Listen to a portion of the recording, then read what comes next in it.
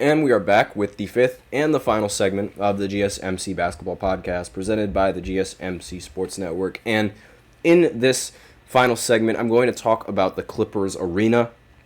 So it's called the Intuit Dome, and it's been one of the most anticipated things for the Clippers since acquiring Kawhi and Paul George. And so this is going to be the first time, this is going to be the first season where the Lakers and the Clippers, they don't share the same venue, and they don't share the same stadium. And this was it was expected to be really big. It was expected to be really awesome and really huge. This is a pretty cool idea. And one thing that rubbed people the wrong way a little bit was the fact that it had facial recognition, which is something that's pretty scary. And it had this new system in play where it was it uses, all sorts of new technology. It's a very, very complicated dome.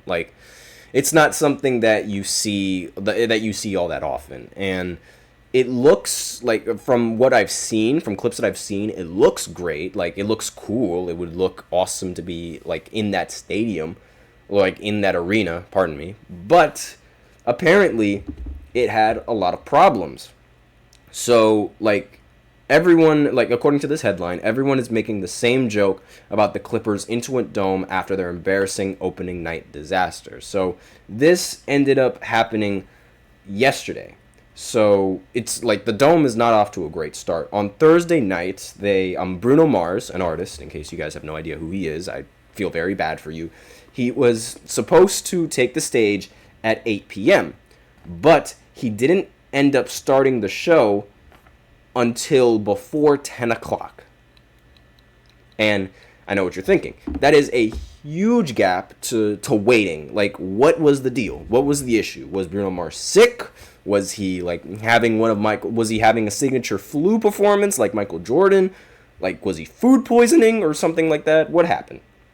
And the big problem was the fact that the system that the Clippers had in place for letting people in, it just didn't work. Now, I'm going to go ahead and read the article and what it says. Thousands were left waiting outside the Intuit Dome due to multiple problems slowing down the entry process. So, right off the bat, the Dome is already experiencing some technical difficulties with bringing the fans in. And, when you start, in sports, it's not how you start, it's how you finish.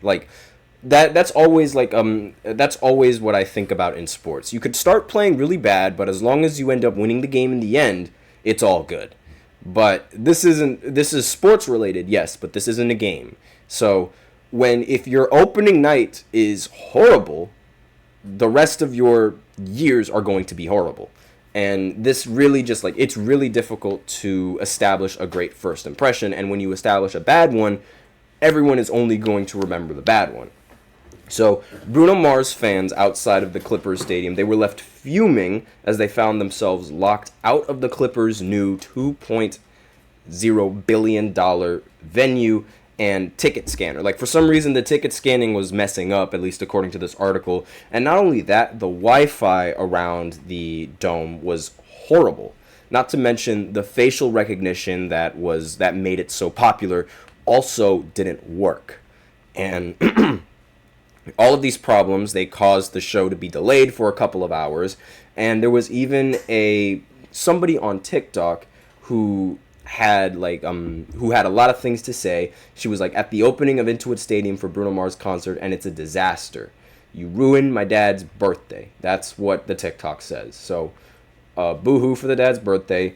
But another thing that was the problem for the Dome is that it only has one entrance. Yeah, only one way to get through the Dome. There's no way to get out, just one way in, one way out. And there were a lot of people on Twitter complaining about the Dome. And it opened Thursday night again, and the facial recognition system, it wasn't working. The app crashed, which left thousands of folks standing outside. Bruno Mars eventually took the stage around 2 hours later. He surprised everyone in Intuit Dome by bringing out Lady Gaga as well. And really, it's just like, the process of getting in, that was like the biggest problem for a lot of the fans going into this dome. And it's like, how do you not have people to test these sort of conditions before you launch it? Like, I mean, I guess with Wi-Fi, it's a little bit unpredictable because the more people you have on a, specific Wi-Fi channel, the more data it'll consume, and like, the more difficult it is to sort of process all of that data. But at the same time, why weren't tests run on these sort of things? Like, why now at launch? These are the kind of things that seem basic. Like, once the idea is conceived, these should be the type of things that you should think about, and these should be the type of things that you fix and make sure work accordingly, because you can't get your fans in. That's only going to drive them away. And like, I don't understand how you could mess up something so detrimental, and the season hasn't even started yet. Like, it's really like gonna be. I also don't agree with like the facial recognition thing. I think that's just a horrible idea. I don't like facial recognition. The Cowboys are doing that too in the NFL stadium, and I don't like that idea at all. Not many people like that idea either, because it's like, why do you need to see my face? Why can't I have privacy when I'm just watching a game? Why do you have to look at me and just pull out my data from wherever it is? But aside from that, I mean, I'm not a big fan of the facial recognition, and none of the people that were waiting were a fan of the facial recognition. I don't know how they use facial recognition over there. Maybe they use it to like allow people to get in to make sure that, oh, you definitely purchased this ticket. You didn't steal it. Go right ahead. But it just didn't work. Like, it's a good idea in the head, but just a horrible performance out there. And eventually it will get fixed. But starting off with this kind of reputation as being a bad dome and a bad arena, it's never, when things eventually get good, people aren't going to believe it because they're only going to think about, the bad.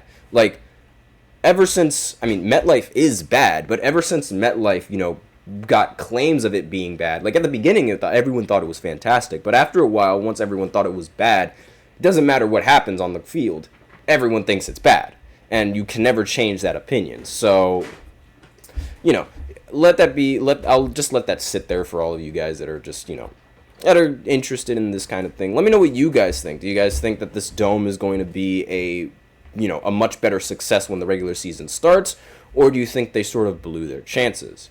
But aside from that, we are out of time for this segment. That is all for the show that I have for you guys today. Thank you so much for tuning in to the GSMC Basketball Podcast presented by the GSMC Sports Network. Your support means a lot to us, so remember to subscribe to the show, leave a positive review. It really makes a difference. We invite you to follow us on Facebook, Twitter, TikTok, and Instagram for more content and updates.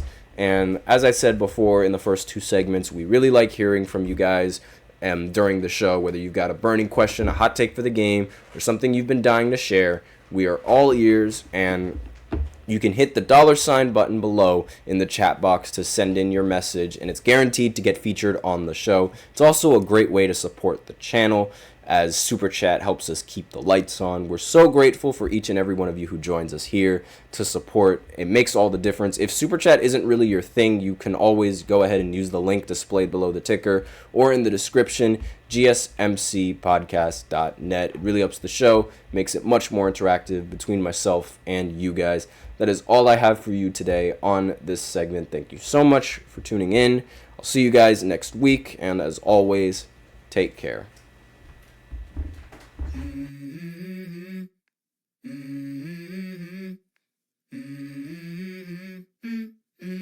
Let's go. I wake up to a little bit of drool on my pillow, feel like it's gonna be a bad day. Yeah, I'm tired of shit, and the coffee ain't hit yet. Damn, ain't that great. I don't wanna go to